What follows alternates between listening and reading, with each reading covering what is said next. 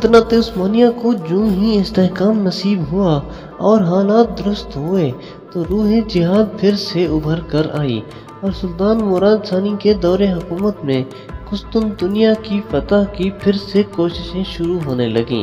عثمانیوں نے اس کے دور حکومت میں کئی بار قسطنطنیہ کا محاصرہ کیا۔ ان کوششوں میں ایک عرصے میں بازنطینی بادشاہ عثمانیوں کی صفوں میں فتنہ فساد پیدا کرنے اور بیرونی طاقتوں کو سلطان کے خلاف مدد دینے کے لیے کوشش میں مصروف رہا، اور اس طرح نصرانی بادشاہ سلطان کو اپنے مقصد سے، جس پر وہ بہت حریص تھا، غافل رکھنے میں کامیاب رہا۔ عثمانی اپنے ارادوں کو پورا کرنے حتیٰ کہ باجزید کے بیٹے محمد فاتح کے دور میں مسلمانوں کی فتح قسطنطنیہ کی یہ آرزو پوری ہوئی۔ سلطان محمد فاتح اپنے والد کی زندگی میں بھی امور جہاں بانی سر انجام دیتا رہا، اور اسی طور سے وقتاً فوقتاً بازنطینی سلطنت کے ساتھ اس کی چکمش جاری رہی، اور وہ ان تمام کوششوں سے واقف تھا جو فتح قسطنطنیہ کے سلسلے میں اس سے پہلے عثمانی خلفاء کر چکے تھے، بلکہ وہ ان کوششوں سے بھی آگاہ تھا جو مختلف اسلامی ادوار میں کئی بار فتح قسطنطنیہ کے لیے جاری رہی تھی۔ اس لیے جو ہی وہ سلطنت عثمانیہ کے تخت پر جلوہ فروز ہوا تو فتح قسطنطنیہ کی تمنا اور اس کے لیے سوچ و بچار کرنے لگا۔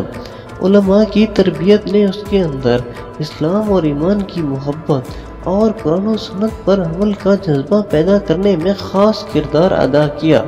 اسی وجہ سے وہ شریعت اور اسلام کے التزام کی محبت پر پروان چڑھا، اور تقویٰ اور روح، علم و علماء کی محبت اور علوم کی نشر و اشاعت کے جذبہ جیسی اعلیٰ صفات سے متصف تھا۔ سلطان محمد فاتح لڑکپن سے ہی علماء ربانی سے متاثر تھے، بالخصوص مشہور عالم ربانی احمد بن اسماعیل قرانی سے، اور ان کے علم و فضل کے پوری طرح قائل تھے۔ احمد بن اسماعیل سلطان مراد ثانی کے دور میں سلطان محمد فاتح کے استاد تھے۔ ان دونوں محمد ثانی یعنی محمد فاتح صوبہ مقدونیہ کے امیر تھے۔ باپ نے ان کی تعلیم کے لیے کئی معلم بھیجے، لیکن محمد فاتح نے کسی کا حکم نہ مانا اور ان کے اساتذہ سے ایک حرف بھی نہ پڑھا، حتیٰ کہ اس نے قرآن کریم بھی ختم نہ کیا۔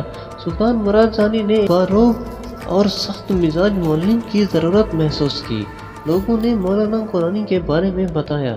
سلطان نے انہیں اپنے بیٹے کی تعلیم پر مامور کرتے ہوئے ایک ڈنڈا دیا اور کہا کہ شہزادہ اگر حکم عدولی کرے تو اس ڈنڈے سے اس کی خبر لینا۔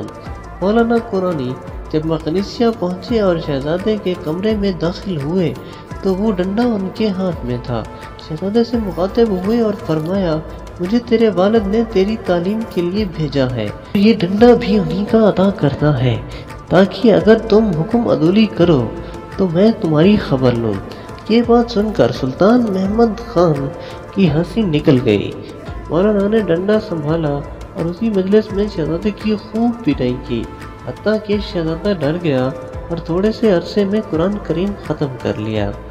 یہ ہے اسلامی سچی تربیت، اور یہ ہیں قابل قدر مربی جن کی بدولت ایک شہزادے میں اعلیٰ اخلاقی قدریں اور شریعت اسلامی کی محبت اور جہاد فی سبیل اللہ کا جذبہ پیدا ہوا۔ مسکرانی جیسے لوگ جن میں یہ جرات تھی کہ وہ جب بھی وہ شریعت کی مخالفت دیکھتے تو سلطان کو ٹوکتے، علماء قرآنی بادشاہ کے ہاتھ کو بوسہ نہیں دیتے تھے اور نہ ہی دوسرے لوگوں کی طرح ان کے سامنے جھکتے تھے، بلکہ بادشاہ ان کے ہاتھ کو چومتا اور انہیں جھک کر سلام کرتا تھا۔